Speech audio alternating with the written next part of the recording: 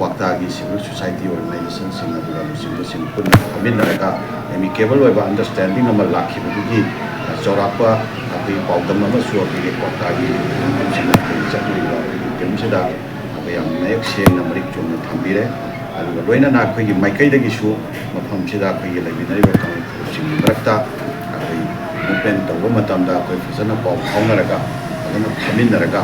अखोई तंगाई फदना अमगा अमगा लेनरिबा प्रॉब्लम सिंग फजना भापताना फजना थोक तौबिननाबा कईगुम मतमदा अखोई मिसअंडरस्टैंडिंग ओइबे याबा मतंग लाप तारगसु अखोई मदुम मतमदुदसु अखोई मतम मतंगी ओइना फमिनरगा भापताना सिंग सेंदोकनरगा अखोई अमत्ता ओइबा मोंगदा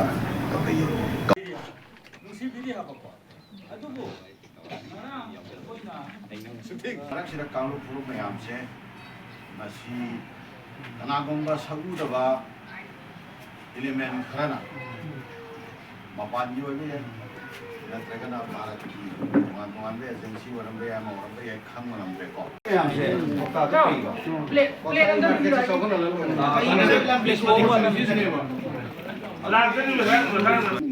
चलगा चप चाब मफम सिगी अखोई मियामना इमुंगसिना पामीबदो मदुगी वखलोंदु अखोई करीमो हाबदो अखोई खंजरगा मदुगी वखलोंदुगी मतुंगी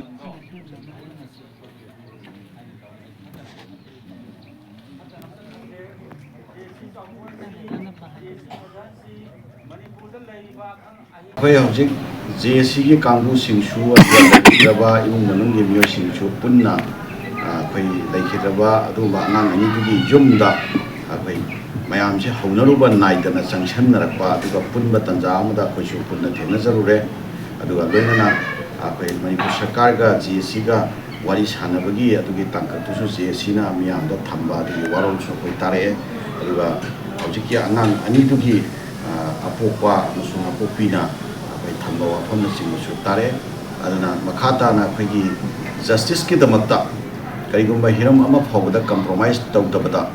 अखोई जस्टिस की दमकता मखाताना अखोई मूवमेंट तौबा हाइबना चिंबा वाफमना चिंबा गसिगे अदैदा खना नैनबा अखोई वाफम चिंगसु अखोई ताजरे अदुगा लोइनना अखोई मखाताना अखोई लेखिद्रबा अदुगी इमुंग मनुंग अमसुंग अखोई जस्टिस की दमकता लेबिरिबा अदुंबा जीएससी अनिदु पुन्ना खुसमनरगा इमुंग मनुंगी अयाबगा लोइनना अखोई लौरकपा मखाताबा फिरेपसिंगदा अखोई मैम पुन्ना चटमिननबा अमसुंग अखोई जस्टिस की दमकता मखाता मूवमेंट तौबसिदा अखोई सर्वमा वैननबा हायबा पांदमदा अखोई सिसी अदु अखोई वाखलोन पिजरम मतुंदा अखोई हाले लोइनना ngasi अखोई क्वाक्तादा लेबा क्वाक्तागी तोंगान सिविल सोसाइटी ऑर्गेनाइजेशन से मरुवैना क्वाक्तागी जमीतु लोलेमा क्वाक्तागी अंजुमन इस्लामी मुआसारा अदुगा अखोई अकीबो अदुगा अम्पिया अदुगा क्वाक्तागी अते तोंगान लुपसिंग अखोई पुन्ना उनरगा क्वाक्तादा हौजिक थेंगनरिबा हौजिक अखोई दैरिबा इरांगसिना मरम ओइरकांदा क्वाक्तागी प्रजासिंदा मायोकरिबा समस्या खौचादबा एदोबा मयामदसु मखोइना मक्वादुबा वाफमसिंगसु अखोई पुन्ना तामिनरे लोइनना अखोई हाइरिबा मफमसे सिरा मखाताना लेमिनरिबा कांगु फुरुप अनीगी मरक्ता अखोई कोर्डियली अमगा अखोई तासिन तौरगा मखाताना अखोईगी मूवमेंट से सिरा अखोइसु तामिननबा तौमिननबा अदुगा वाफमसिंगसु आइनरगा वारिसानरमदा अखोई हाले हौखिबदा अखोईगी क्वाक्तादा अखोईगी पोट पुसनदबदा मिसअंडरस्टैंडिंग खरा लैबा अदुगी वाफम खरा लैखिबदसु अखोई मखाताना अखोई मदुगुंबा मिसअंडरस्टैंडिंग सिंदु लैहंदननबा हाइदना ngarang si अखोई मोइरांगदा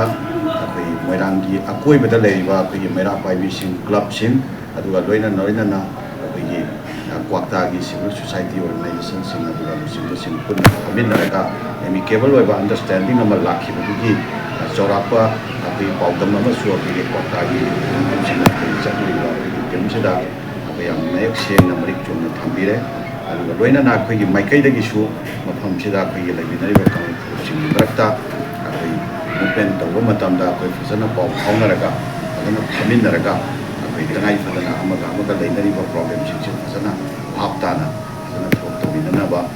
कईगुम मतमदा अखोई मिसअंडरस्टैंडिंग ओइबे याबा मतंग लाप तारगसु अखोई